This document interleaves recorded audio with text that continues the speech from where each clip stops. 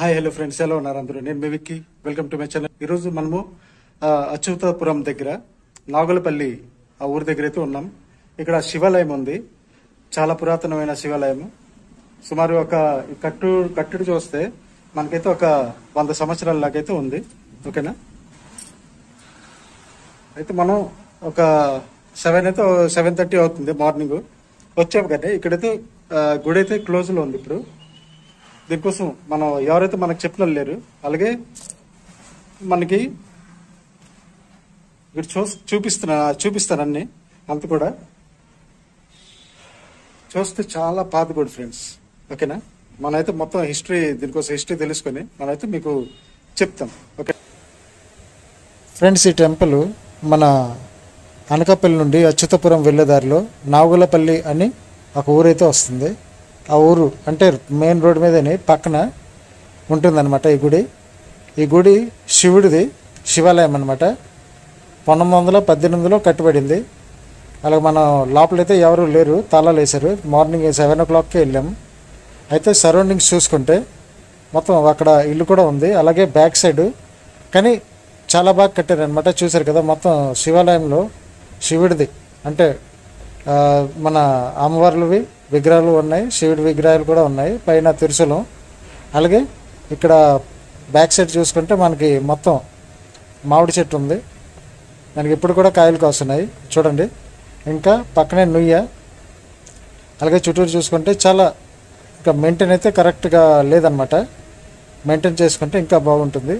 Bore అయితే ఉంది, నుయ్యి కూడా ఉంది.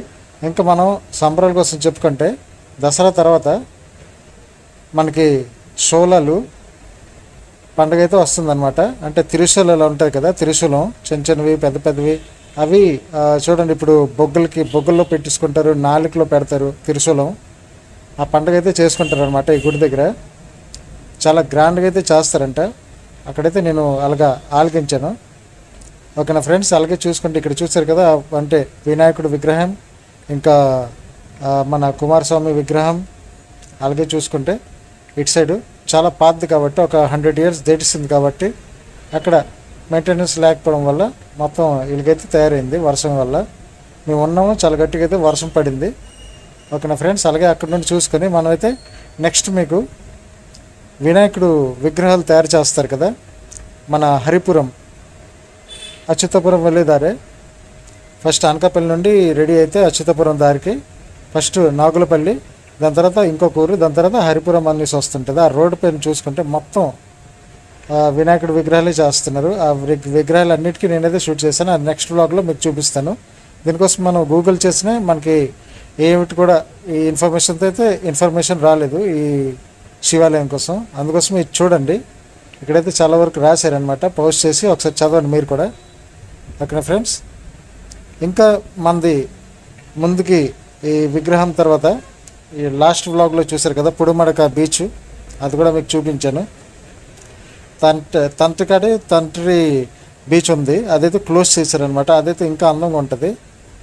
ఓకేనా ఫ్రెండ్స్? బయట నుండి చూసుకుంటే ఆ గోపురం చూశారు కదా, చాలా పాత కట్టడు అనమాట.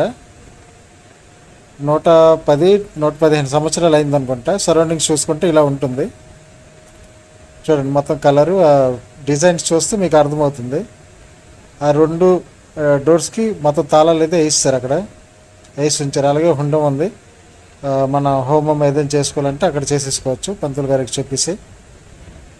ఓకేనా ఫ్రెండ్స్? చూశారు కదా, ఇక్కడైతే నాగులపల్లిలో మన శివాలయం అయితే ఇలా ఉంటుంది. ఓకేనా? ఇంకా మంచి వీడియోస్ ముందు అయితే ఇంకా మంచి వీడియోస్ అయితే తీసుకొస్తాను మీకోసం. దానికోసం నేనైతే చాలా కష్టపడి దూరం అయితే వెళ్తున్నాను. ఓకేనా ఫ్రెండ్స్? ఇప్పుడు కూడా నేను ట్రావెల్లోనే ఉన్నాను. ఈ వీడియోస్ మీరు చూసేటప్పటికి నేనైతే ట్రావెలింగ్లో ఉంటాను. అలాగే ఇక్కడ నందీశ్వరుడు శివలింగం ఎదురుగా అయితే ప్రతి ఒక్క గుడిలో అయితే మీకు కనిపిస్తారు. ఓకేనా ఫ్రెండ్స్?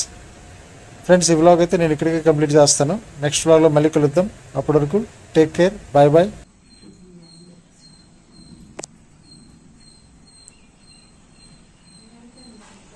ఫ్రెండ్స్, ఇంకెవరైనా కొత్త వాళ్ళైతే ప్లీజ్ మన ఛానల్కి సబ్స్క్రైబ్ చేయండి, లైక్ చేయండి, షేర్ చేయండి.